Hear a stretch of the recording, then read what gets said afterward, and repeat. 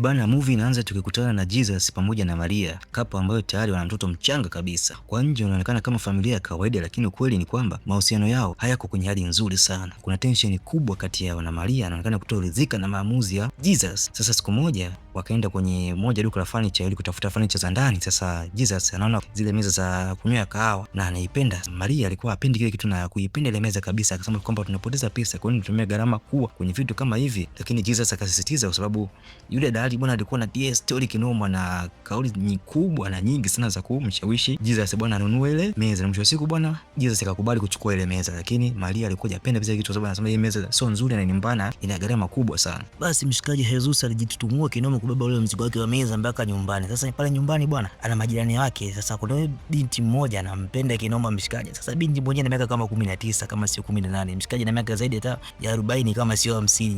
Binti anamwambia bwana, vipi muombe mtu wako kuhusu sisi? Sasa Jesus anamwambia bwana, hebu acha mambo ya kufikiria kama hayo. Unajua wewe ni mtoto mdogo sana, kwa hiyo hatuwezi kuishi mimi na wewe. Mimi tayari nina mke na mtoto. Hapana, mimi naamini unanipenda na ninajua kabisa ulinibusu kwa sababu ulikuwa unanipenda. Akamwambia hapana, ile nilikubusu bahati mbaya, nilikuwa tu na mawazo, kwa hiyo haikuwa na nia yoyote, ilikuwa sikukubusu, kwa hiyo labda tulikuwa tu una mawazo mengi. Inabidi muombe mtu wako kabla mimi sijamwambia. Sasa kurudi mpaka ndani bwana. Sasa jamaa alikuwa busy kufunga zake ile meza mpya ambayo ameinunua, lakini kwa mbali kwa sababu mkubwa hajaipenda kabisa ile meza. Sasa jamaa akaanza kufunga meza, lakini kuna screw moja ilikuwa imemiss, kwa hiyo haijakamilika. Baadhi ya vifaa ambavyo kufunga ile meza vilikuwa havijakamilika, kwa hiyo jamaa ilibidi apige simu kwa yule muuzaji ili amletee ile screw, kwa sababu ameshatumia gharama kubwa ya usafiri kuja mpaka kwa kuja na dukani. Nyingine bwana, mkaka yake ambaye anaitwa Pedro atamtembelea leo, kwa kifupi tu wana wageni siku ya leo. Kwa hiyo mke wake ikabidi aende sokoni ama kwenda kununua mahitaji kwa ajili ya kuandaa chakula kwa ajili ya wageni baadaye. Mama ilibidi aondoke, lakini akamwambia bwana nakuachia mtoto wake. Sasa yeye bi mkubwa kutoka tu mtoto akaanza kulia kinoma, yani analia kinoma, yani basi ikabidi jamaa anza kumchukua, anaanza kumbebeza yule mtoto, bebeza kinoma huku na huku, lakini dogo aachi kulia, anaendelea kulia kinoma, yani analia kweli kweli. Kwa jamaa aliamini kwamba ile meza ni ngumu, basi ikabidi amweke mtoto kwenye meza, na kilichotokea si meza ilipasuka, afu tunaona tu kwamba jamaa yuko katika hali mbaya kabisa ya kuwa na mshtuko na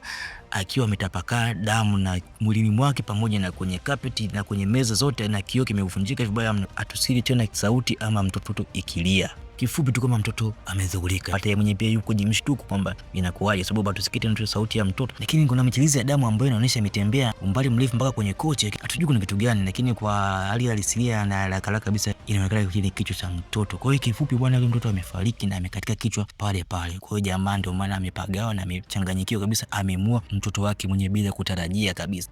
Atamwambia nini mke wake? Uwezi jua. Hebu imagine situation inakukuta wewe. Basi sasa jamaa akiwa amedua hana hili wala lile, haelewi chochote kile, ghafla simu ya mke wake inaingia na inaita kwa. Sasa jamaa ile kupokea, mke wake anamwambia bwana, unajua kuna mtu anataka kusalimia hapa. Sasa jamaa kwa kuwa yupo katika wengi la ajabu sana, hawezi amini hata simu ilikuwa isikii wala ile, akakata simu atakutaka kusikia chochote kile. Sasa mshikaji alikuwa ameshapagawa bwana, ikabidi achukue kiwiliwili cha mtoto wake. Basi mshikaji kwa kuwa hana tena cha kufanya na anawaza kitu gani amwambie mke wake, hana majibu kamili, basi ikabidi achukue mwili ama maiti ya mtoto wake moja kwa moja akaenda kuipeka chumbani na kuiweka kitandani na kuanza kuifunika vizuri kabisa. Na basi moja kwa moja jamaa kabisa anaanza kutafuta sasa vitu vya kusafisha damu, kwa sababu damu ilikuwa ni nyingi imetapakaa mezani na barazani na sebuleni kote. Kwa hiyo ilibidi jamaa atafute nia yote ya kupunguza kufuta ile damu ili mke wake asigundue kwamba kuna kitu kikubwa ambacho kimetokea, lakini halikuwa hana kwenye nyumba yake. Kweli ibidi sasa moja kwa moja jamaa aende kwenye kwa jirani zake. Sasa kwa jirani zake ndio kuna yule binti ambaye anampenda kinoma mshikaji. Sasa jamaa alikuwa na namna, ibidi moja kwa moja aende iko gonga hodi pale. Sasa gonga hodi anakutana na Lucy, bwana vipi unataka nini? Sasa jamaa alikuwa tayari kwa madamu mwili mzima, kwa hiyo alikuwa hajawaza kwamba amechafuka na damu vipi. Lakini msiku Lucy kama vipi unapaka rangi, au akamwambia yeye napaka chupa cha mtoto rangi, kwa hiyo napaka rangi nyekundu. Vipi kuhusu mke wako? Nimwambia kuhusu mahusiano yetu mimi na wewe. Akamwambia hapa na Lucy, sasa sio muda wa kuongea vitu, mimi nitamwambia, lakini sasa hivi na shida na jiki, basi nisaidie jiki, basi angalau nikoroge rangi ili nipaki vizuri bwana, nisaidie hicho kitu.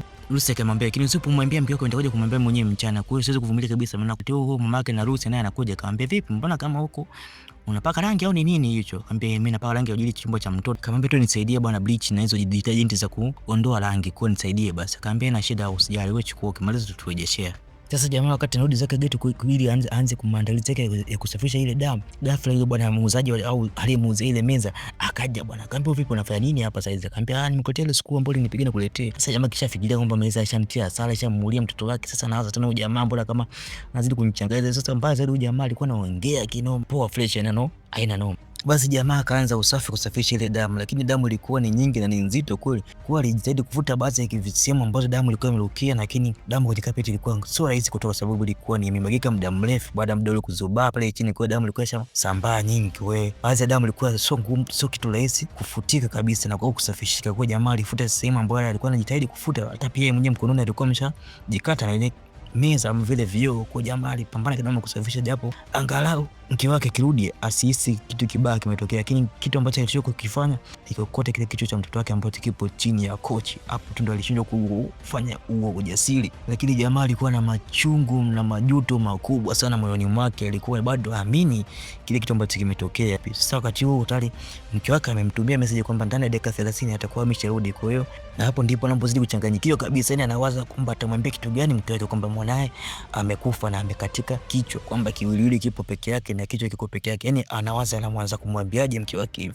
Basi jamaa ilibidi moja kwa moja aende bafuni, basi atangalawa basi akaoga, ajifute zile damu na abadilishe nguo mpya. Lakini alikuwa akiwa bafuni alikuwa na majuto na majonzi makubwa, alikuwa akilia kwa hasira sana na masikitiko makubwa kwamba bado kitu kilichotokea kwake yeye hakiamini kabisa. Kwa hiyo kinamuumiza kinoma. Kwa hiyo anajilaumu sana kwa nini hakumsikiliza mke wake pale mwanzo, baada ya kumwambia kwamba asinunue ile meza ya kioo. Lakini ndio tayari shatokea kwamba mtoto wake hayupo naye tena. Ukifikiria huyu ndo mtoto wake wa kwanza na ndo mtoto pekee ambaye anawafanya yeye na mke wake waishi pamoja mpaka sasa, kwamba wameanza maisha mapya kwa ajili ya mtoto ambaye ameweka pamoja. Sasa hebu fikiria, unamwambiaje mke wako hivyo kwamba ni mtoto wa kwanza na amefariki? Yani hebu vuta picha bwana. Sasa wakati ule hadi mke wake Maria ameshauri nyumbani. Sasa akaanza kumgongea kengele ya mlangoni kwamba amfungulie mlango, lakini sasa jamaa alikuwa akili iko pale kabisa. Akawa anawaza sana akifungua mlango anaongea nini, anawaza bila cha kumwambia, lakini anashindwa. Ikabidi hata atoke nje ajangalau basi upepo umpige. Sasa akawa anawaza na mambo mengi kabisa, au ajiue kabisa, ajitupe juu ya gorofa au afanyaje. Wakati mke wake anapiga simu, anagonga mlango, anagonga hodi, anagonga kengele, jamaa hairespond chochote kile. Kwa hiyo mama amedua, amepotea kabisa, amepoteza data mizima, mtandao haushiki. Akavuta pumzi kubwa na akaamua kwenda kumfungulia mlango mke wake. Sasa mke wake akaanza kumlaumu, vipi nimegonga hodi muda mrefu afu na simu upokee, shida ni nini? Akamwambia unajua mtoto umefanya nini, niambie shida kuna nini? Mtoto bwana, nilikuwa nimepeleka kumlaza chumbani, kwa nimepata sana taabu kumlaza, kwa sikuweza kusikia kengele yako au hodi yako ulikuwa unaita, kwa ndio maana nilikuwa niko mbali. Alafu kitu kingine bwana, ile meza imepasuka. Basi mke wake akaanza kucheka, akamwambia hiyo ni karma. Sasa Bimkubwa bidii akaangalia meza ambayo imepasuka. Sasa ajabu, akashangaa mbona damu ziko nyingi sana. Akamwambia hizo ni damu zangu nimejikata. Basi mke wake akaanza kumcheka, akacheka muda mrefu sana akiwa jikoni anapika. Bado mke wake akawa anacheka sana kwamba bwana, kitu ulichokifanya kwamba kimekugeukia, nilikuwa ushauri usifanye hicho, lakini umefanya, umenunua meza na imekutia hasara. Basi mke wake akawa anafurahi muda mrefu, wakati huo hajui kwamba mtoto wake hayupo naye tena kabisa, hicho siri nayo jua ni mume wake. Sasa baada ya muda akaanza kusikia kama maji au kitu kama kinavuja kinagonga. Sasa mama akashtoka akamwambia, unasikia sauti kama kuna kitu kinavuja huko chumbani kwa mtoto, kuna nini? Basi jamaa akamwambia okay, sijali, ngoja nikaangalie. Bwana, kumbe ilikuwa ni damu zinavuja kwenye kile kitanda cha huyo mtoto, sababu unajua kwamba alikuwa amekatika kichwa, kwa zile damu zilikuwa zinavuja. Sasa mkeka anakuja kumuuliza vipi, ilikuwa ni nini? Kama jamaa monitor ilikuwa haja connect vizuri, kwa hiyo kile kitu kiko sawa sasa. Lakini jamaa alikuwa anakunywa wine nyingi kinoma, japo angalau hata alewe, hata apunguze mawazo au asaguli kicho. Bwana, sasa wakati huo kubaya tayari wageni wameshafika, bwana, kaka yake na Jesus mpenzi wake Christina.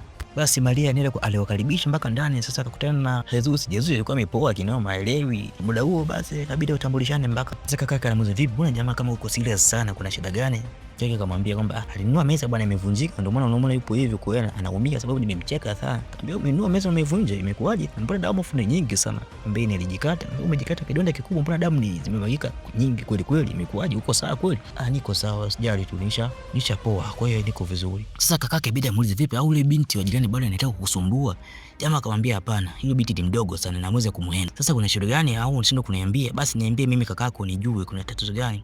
Jamaa akajifikiria, lakini akamwambia hamna shida yoyote, kwa hiyo tukua na amani. Basi bwana, ulikuwa ni muda wa kula sasa, chakula kimeshaiva. Basi kikawekwa mezani, anza kula chakula huko, napiga stori hapa na pale, mambo ya maisha nini na nini. Lakini uzaamini mwanetu alikuwa anakunywa wine tu, chakula kilikuwa kipande hata kidogo, yani njaa hisi. Sasa mkeka akamuuliza vipi, au usikii njaa? Akamwambia bwana, sijisikii njaa, kwa hiyo nitakunywa tu wine ila niko sawa. Sasa kaka yake pia naye akatambulisha kwamba anategemea, anatarajia kuwa na mtoto wa kike, huyu mpenzi wake mpya alikuwa naye sasa hivi, kwamba naye ana ujauzito. Basi mke wake Maria alifurahi sana, akamwambia pepo ngozi, basi hata kaka yako kwamba naye ana mtoto, anakaribia kula mtoto. Basi jamaa alikuwa hajaongea chochote kile, afu hajabadilika wala sura hata acheke. Akamwambia hivi, una shida gani?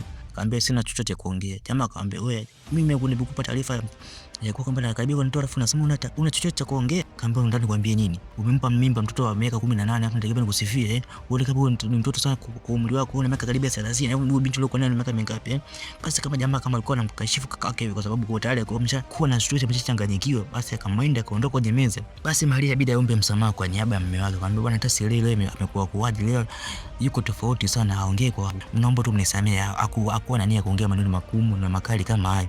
Basi kaka yake akabidi ngoja mimi nikaongea naye. Sasa jamaa kumbe alikuwa zake bafuni anarekodi voice note akiongea, mwamba mke wangu nisamee nilichokifanya, nimemuua mwanetu na nimeshindwa kukuambia ukweli kutoka msula yako mwenyewe, kwa sababu nimeshindwa, nimejiona niko mdhaifu sana, kwa hiyo natamani hata nikikwambia ukweli lakini nimeshindwa. Kwa hiyo natumaini ukipata message hii tayari mimi nitakuwa sipo mzima tena, nitakuwa nishakufuata. Alikuwa jamaa alikuwa anataka kujitoa uhai na kumwachia ujumbe wa kusema ukweli kwa mkewe kwamba amemuua mtoto wake. Ilibidi tu amwambie kaka yake ukweli bwana, kwamba mtoto wake amemuua, na kaka yake bwana ilibidi ashuhudie kweli kwamba kichotokea ni kweli, na ni kweli bwana dogo amefariki, na mbaya zaidi bwana amekatika kichwa, kwa hiyo dikiwiliwili tu kilichopo hapa. Sasa jamaa akamuuliza kichwa kiko wapi, mbona kama hana kichwa? Akamwambia bwana kichwa kiko ya kochi, sikuwa na nguvu yote ya kukiokota, kwa hiyo nimekiacha pale.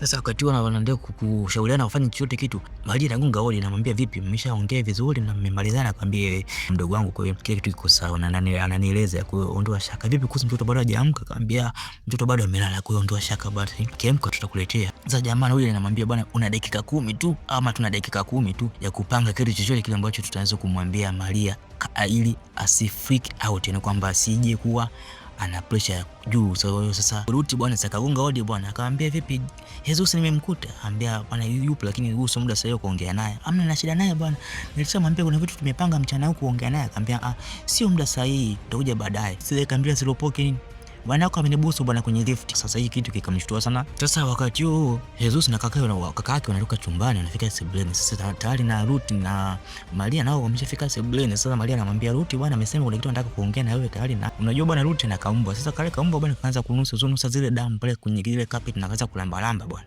Sasa yule mbwa akaanza kubweka kinoma, akaanza kuweka kwenye ile meza ama kile kochi. Sasa akavuta kile kichwa kwenye ile kochi bwana na akakitoa. Sasa muda huo kakake na Jesus akawahi kushika kile kichwa na kukibeba na akakificha mbele yake. Sasa mama akaanza kusema umeshika nini Maria, kwa sababu akaanza kuhisi kitu hakiko sawa kabisa, kwa sababu ashaona damu zimezidi kuwa nyingi. Maria akamwambia hapana, nataka nione hicho kichwa ni cha nani, na sitaki maelezo yoyote, nitaomba nione. Basi hakukuwa na namna nyingine yoyote, kwa sababu mama Alexaros akaamua kumuonesha kile kichwa cha mtoto wake. Bwana yalikuwa ni majonzi makubwa sana, kila mtu alikuwa analia sana. Jesus mwenyewe alikuwa hana nguvu tena, alishachoka kabisa, akakaa na chini kabisa akiwa anasikitika makubwa sana. Wakati huo mama mwenyewe ameshika kichwa cha mtoto wake akiwa analia kwa uchungu sana, chozi zito liko linamtoka kwamba mtoto wake kumbe amefariki. Sasa kwa uchungu alionao Maria alishindwa kabisa kuvumilia kile kitu, na mwisho wa siku akaenda kwenye balcony, ama niseme mwisho wa dirishani ama nje kwenye kisebure, na akaamua kujitupa mpaka chini, kwa sababu ile apartment ambayo alikuwa amepanga ilikuwa ni kama gorofa hivi, gorofa zaidi ya 5, na akaamua kujirusha basi hata afya, kwa sababu kile kitu kilikuwa cha msingi na cha muhimu katika maisha yake, ni mtoto wake wa kwanza, na mwisho wa siku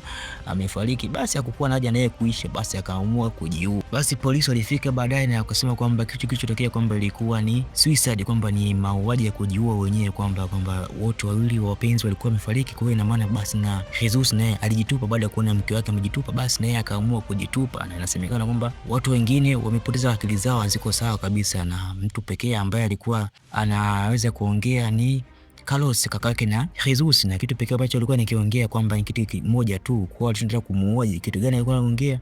Alisema kwamba ni meza ya kahawa, ni meza ya kahawa, ni meza ya kahawa. Bwana, mzigo unaitwa Coffee Table, na hapa ndio mwisho wa hii recap. Kama una maoni naomba weke hapo chini, na pia usubscribe katika channel yetu na kupata movies za kusisimua kama hizi. Until next time, bye bye.